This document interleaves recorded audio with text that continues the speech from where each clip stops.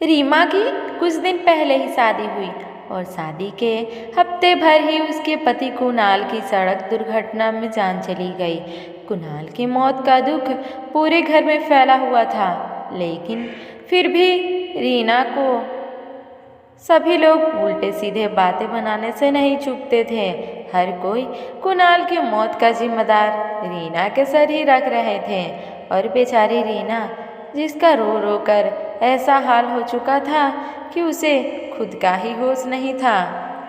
घर की कुछ औरतों ने रीना के पास आकर उसके शरीर के एक एक करके सारी सुहाग की निशानी मिटा दी और कुणाल की दादी ने रीमा को अपनी साड़ी से एक सफ़ेद रंग की साड़ी लाकर उड़ा दी। तभी किसी ने कहा कि अब जब कुणाल ही नहीं रहा तो रीना के इस लंबे बालों का क्या मतलब। ये सुनकर रीमा की बुआ सास ने कहा, हाँ सही बात है, बाल काटने की यह रस्म तो रीना को निभानी ही पड़ेगी। वो जल्दी से अंदर गई और रीना के बाल काटने के लिए कैंची ले आई। बुआ सास उस कैंची से जैसे ही रीना के बाल काटने शुरू कर दिए, रीना की सास ने बुआ जी का हाथ पकड़ लिया।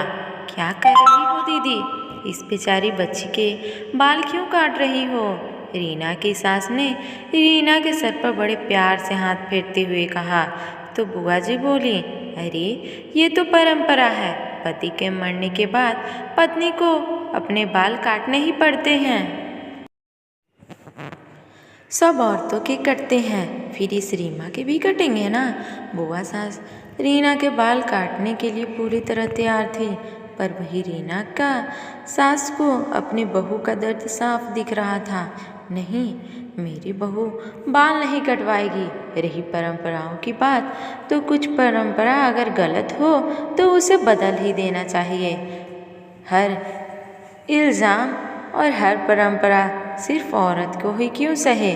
मेरा कुणाल रीमा से बहुत प्यार करता था और रीमा भी उसे बहुत चाहती थी।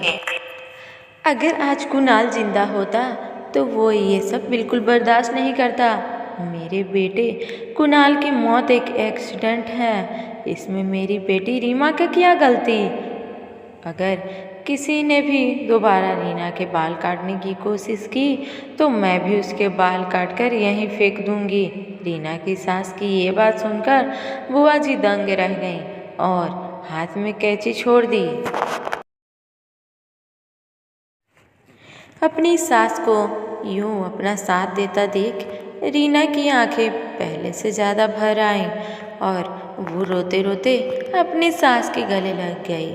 उस वक्त रीना भले ही पूरी तरह टूटी हुई थी, पर अपनी सास का साथ पाकर उसका मन कुछ हल्का हो गया था। धन्यवाद।